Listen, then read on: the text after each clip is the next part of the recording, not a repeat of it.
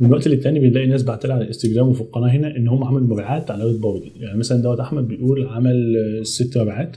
دي فرحه اول مبيعه، طبعا القلوب هتبظ من الصوره. ودي كمان من الجزائر. وادي سهام بتقول رفع 28 تصميم وعملت مبيعتين. 4 مبيعات على ريد بابل، 5 مبيعات، وده اول مبيعه بعد 12 يوم على ريد بابل. زي ما انت شايف دي كانت عينه جميله جدا لناس بعتت سكرين شوتس وعملت كومنتات على الفيديوهات ان هي عملت مبيعاتها الاولى على ريد بابل. في جزء منهم موجود على الانستجرام، فانا قلت بدل الفيديوهات العشوائيه البسيطه الموجوده في القناه احنا نعمل كورس كامل بقى، نجيب الموقع كده بكل حاجه فيه من بدايته. انت هتحتاج ايه عشان تشتغل، انت ممكن تسحب ارباحك ازاي من على النت عموما مش من ريد بابل بس، ممكن تكسب كام، موضوع التصميم، كل حاجه ان شاء الله هنغطيها في الكورس على قد ما نقدر، فخليك معايا. السلام عليكم. قبل اي حاجه هتلاقي كل فيديو متقسم تحت كده علشان ما تضيعش وقت. احنا هنا ما بنضيعش وقت الناس، ما بنضحكش على حد، ومش بتوع الربح من الانترنت في ساعه ونص تكسب 3 مليون جنيه. مفيش الكلام ده. احنا هنا بنتكلم عن مجالات ربحيه محترمه على النت تبذل فيها وقت ومجهود وفي الاخر بتعود عليك بالنفع ان شاء الله. المجال اللي انا بحبه جدا وشايفه ممتع وفي نفس الوقت مربح هو البرنت اون ديماند او مجال الطباعه تحت الطلب اللي احنا عاملين الكورس دوت فيه. فهتلاقي القناه كلها بتتكلم عن المجال دوت. ندخل بقى في المهم. من فتره كده عملنا استطلاع راي نعمل كورس عن انهي موقع برنت اون ديماند. 54% من الناس قال ريد بابل، و23% الناس كلها ذوق قالت اي حاجه منك حلوه يا محمود. خلاص يا عم مش هكسفك وهنعمل كورس عن ريد بابل. في الفيديو دوت هنتكلم عن 4 حاجات. اول حاجه ايه هو المجال اصلا لو انت لسه معدي على المجال جديد. تاني جزء هنتكلم فيه ايه الحاجات اللي انت هتحتاجها علشان تبدا وعلشان تشتغل وعلشان تسحب فلوسك في الاخر ان شاء الله. ثالث حاجه هو موقع ريد بابل عباره عن ايه وايه المميزات والعيوب بتاعته علشان تشوف هو مناسب ليك ولا تبدا على واحد تاني او تشوف كورس تاني من اولها كده. رابع جزء في الفيديو هو الاسئله الوجوديه بقى، يعني ممكن دوت يبقى مصدر دخل، ممكن اشتغل لحد قد كده. بص خليك معايا للاخر. مجال الطباعه تحت الطلب او البرنت اون ديماند. بص يا سيدي، هو مجال ربحي مشهور جدا بره وبدا ينتشر في مصر. اكتر حاجه بتميزه ان الدخل بتاعه دخل سلبي، بمعنى انت بتعمل الشغل لفتره معينه او مره واحده وبيفضل يجيب لك فلوس على طول، مش لازم كل مره تعمل شغل علشان يجيب لك فلوس. يعني مثلا الفريلانس او ما تروح تشتغل اعمال حره زي البرمجه او كده، لازم طول ما انت شغال ومعاك بروجكت او مشروع بتعمله هيجي لك فلوس، يوم ما توقف الفلوس هتوقف. انما الدخل السلبي زي البرنت اون ديماند في حالتنا ديت، لما توقف شغل مش لازم الفلوس توقف، دايما هيفضل يجي لك فلوس لو انت عملت شويه شغل حلوين في الاول. بس ارجع افكرك الموضوع مش وردي، يعني مش معنى ان انت هتشتغل يوم يومين اسبوع ولا حاجه تفضل تغتني بقى بقيه حياتك، لا، ولكن الموضوع احسن واريح بكتير من الدخل الايجابي اللي انت بتفضل تشتغل قصاده علشان تجيب فلوس يعني. فالمجال باختصار ان احنا عندنا شركه برنت اون ديماند اللي هو في حالتنا ديت الموقع بتاع ريد بابل بيبقى عليه منتجات فاضيه زي التيشيرت اللي انا لابسه دوت فاضي معلوش اي ديزاين او اي حاجه، بيحتاج ديزاينر معين او شخص يدخل يحط عليه تصميم معين. فالموقع بيجيب التصميم ده يلزقه على صوره التيشيرت ويعرضه على الموقع بتاعه او قدام الناس. يعني لما بيجي العميل ويعجب بتصميم معين هو بحث عنه او شافه ايا كان فين ويقرر يشتري المنتج دوت، ساعتها الموقع بيروح يطبع التصميم بتاعك على المنتج بتاعه ويشحنه للعميل ساعتها، بس يعني عند الطلب، عشان كده اسمها الطباعه عند الطلب. فلما الموقع يطبع الديزاين بتاعك ويشحنه للعميل ويحاسبه بيرجع يديك انت الربح بتاعك او حقك في المنتج وهو حق التصميم. احنا عندنا هنا المثلث فيه 3 اشخاص. اول واحد العميل، ده اللي بيدفع الفلوس بتاعت المنتج اصلا، اللي هو بياكلنا وبياكل الموقع عيش ساك منه. تاني حاجه الموقع ده اللي بيتكفل بالمنتج وبالشحن وبان هو يحاسب العميل وبخدمه العملاء وبالطباعه وبكل القرف دوت. تالت حد ده البني ادم الرايق اللي هو حضرتك اللي بتقعد تعمل تصاميم حلوه تستهدف ناس معينه بالتصاميم ديت وترفعها على الموقع وبس، وانت المفروض بقى بيجي لك ارباحك لما يحصل مبيع. لا بتشتغل هم شحن ولا بتشتغل هم ان انت تسوق في بعض الاحيان او في اغلب الاحيان، ولا بتشتغل هم المنتج نفسه. قاعد كده برنس. الجميل بقى ان انت بتحط سعر المنتج بمزاجك مش الموقع. بس خلي بالك يا فندم الموضوع له اصول، ما احنا عاملين كورس ليه.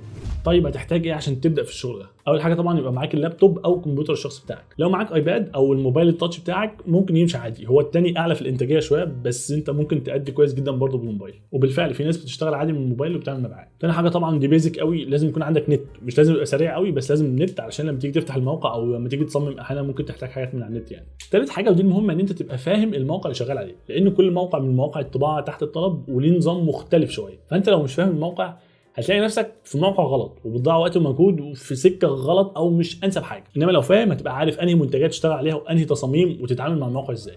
وده غرض الكورس بتاعك. بقول لك ايه، مبسوط؟ مش مبسوط؟ استمتع.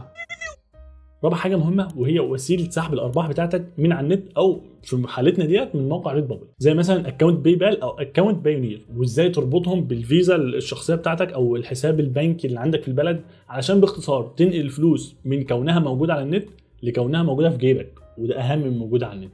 فان شاء الله انا هنتكلم عن الجزء دوت لوحده، ازاي تعمل وسيله سحب تسحب بيها فلوسك من على النت او من ريد بابل بالذات وتفعلها وتبقى في الامان. خامس حاجه والاخيره بقى هي انك تسترجل. تسترجل. مش قصدي حاجه وحشه والله، بس القصد هنا ان انت تنوي فعلا تبدا الشغل دوت بحيث تنفع بيه نفسك واهلك ومجتمعك يمكن كمان، مش جاي تستسهل كده او تضيع وقت وخلاص. لان بيني وبينك كتير جدا او تقريبا كل الناس بتبدا بيزنس اونلاين او بتبدا تعمل حاجه لنفسها، بس الرجاله بس هي اللي بتكمل. لو حضرتك بتتابعينا فانا مش اسف على الجمله اللي قلتها بخصوص تسترجل ديت، لان حضرتك بتطالبي بالمساواه، فاسترجل انت كمان. طب ايه هو موقع ريد بابل واشمعنى الموقع ده؟ زي ما كنا اتكلمنا في الفيديو دوت قبل كده عن موقع البرنت اون ديماند الاشهر تقريبا، ريد بابل هو واحد من اهم واشهر مواقع الطباعه تحت الطلب او البرنت اون ديماند الموجوده دلوقتي، اللي ما ينفعش تفوتها كده من غير ما تشتغل عليها. فمن مميزات ريد بابل ان هو بيدخلوا ترافيك او عدد كبير جدا من الناس، يعني عدد كبير جدا من المشترين، فانت المنتجات اللي بترفعها ناس كتير جدا هتشوفها، بالتالي فرصه ان انت تبيع وتكسب عاليه جدا. وكمان هو بيعمل تسويق مدفوع في كل المنصات تقريبا، يعني لو فتحت بس اي منتج على ريد بابل ورحت فتحت الفيسبوك او جوجل او اي حاجه تلاقي الاعلان جاي في وشك كده. ده معناه ان العملاء اللي بتدخل ريد بابل بيرجع يستهدفها تاني باعلانات مموله، مش انت اللي بتصرف عليها، هم اللي بيصرفوا عليها علشان يبيعوا المنتجات بتاعتك. تاني حاجه موقع ريد بابل سهل ان انت تبدا عليه وتشتغل عليه، وكمان هو مجاني، ما بيطلبش منك اشتراك شهري او بيقفل مثلا بعض الفيتشرز او المزايا وانت تدفع فلوس عشان تتفتح، لا هو دايما كله على بعضه مجاني. بس يا فندم الحلو ما يكملش. عيوب موقع ريد بابل هو علشان سهل جدا فكل الناس تقريبا بتدخل عليه وبتشتغل عليه، وده خلق تنافس شديد بيننا كمصممين او ناس شغاله على ريد بابل. يعني علشان تعدي من المشكله ديت لازم تبقى فاهم الموقع كويس وعارف ازاي تتميز، وده اللي هنعمله مع بعض في الكورس ان شاء الله. ما هو بالعقل كده احنا مش هنعمل كورس طويل عريض وفي الاخر يبقى فيه تنافس وما نعرفش نجيب بجنيه. تاني مشكله علشان الموقع مش عايز يدخل في قضايا بقى ومشاكل تريد مارك او حقوق ملكيه وعلامات تجاريه مسجله وكده، اي حد بيتخطى اللاين دوت او الخط ده بيقفلوا الاكونت على طول. فانت لو فاهم ازاي بترفع وبتعمل المنتجات بتاعتك على ريد بابل الاكونت بتاعك مش هتقفل، وده ان شاء الله هنظبطه مع بعض في الكورس ده. انا عينيا ليك يا فندم. اخر حاجه بقى بعد ما فهمنا المجال بيتكلم عن ايه والموقع بيتميز وعيوبه ايه، اسئله كونيه. انا هعرف اشتغل على الموقع وانا مبتدئ؟ يا عم ايوه، امال انا عامل الكورس ليه؟ طب هل المجال بتاعكم دوت مربح؟ بالله عليك يا اخي لو مش جايب همه انا هعرف نفسي واقرفك معايا ليه؟ ايوه يا عم في ناس بتعمل دولارات كتير جدا بالالافات على موقع ريد بابل او موقع البرنت اون ديماند الثانيه، بس انت محتاج بقى الايه اللي يديك الزتونه كده وينور. بص لازم تتفرج على الكورس، هي كده عشان تبقى في الامان برضو. ما تبداش الكورس يا عم، ما تبداش على الموقع من غير ما تروح على الانستجرام بتاعنا وتعمل فولو وتشوف الناس اللي عملت مبيعات بتقول ايه بالظبط، وتدخل يا عم الاكونت بتاعهم وتكلمهم، او تلف لفه على اليوتيوب بالذات المحتوى الاجنبي تشوف الناس بتتكلم ازاي على الموقع او المجال عموما وقد ايه هو مربح وجايب همه. وبعدين يعني بيني وبينك ده لو جايب ربع همه، فاحنا الدولار ب 24 جنيه دلوقتي، فانت ربع هم في 24 بحبه حلوين قوي. ماشي بس انا ممكن اكسب قد ايه يعني؟ والله يا باشا على حسب اجتهادك في الشغل وعلى حسب قد ايه انت هتسترجل زي ما قلنا وهتاخد الشغل على محمل الجد فعلا وكده. يعني لو دخلت مش هتلاقي، انما لو دخلت هتلاقي. فالربح من الموقع او من المجال عموما حرفيا ملوش ليميت، على قد ما تشتغل ان شاء الله على قد ما تلاقي مردود كويس جدا كمان بالدولار. بس ما تستعجلش وما تفكرش في الربح من اولها علشان دوت ما يكونش حاجه مثبطه ليك بعد حماس البدايات. يعني من الاخر ممكن الشغل دوت يبقى مصدر دخل، ايوه ان شاء الله ممكن يبقى مصدر دخل، بس غالبا مش في الاول. يعني انت مش من اول اسبوع اسبوعين شهر تبدا على الموقع خلاص ممكن تسيب شغلانتك وتقعد بقى ايه تشتغل لي في البرنت اون ديماند ده. لا هو في الغالب بيبقى سايد انكم او سايد هاسل، حاجه يعني على جنب.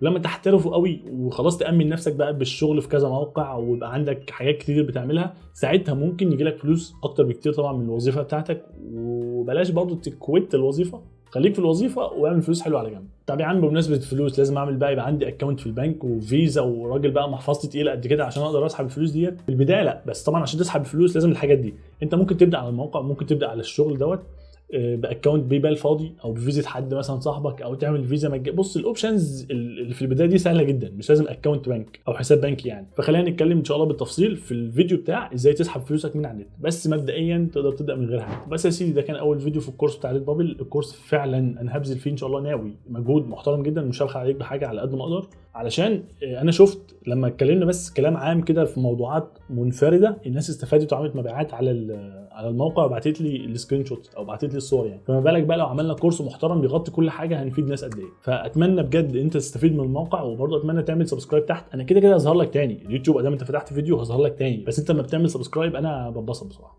الفيديو الجاي ان شاء الله هنعرف ازاي نعمل اول متجر لينا ونسجل صح على ريد بابل علشان ما ناخدش بلوك. اشوفك الفيديو الجاي والسلام عليكم.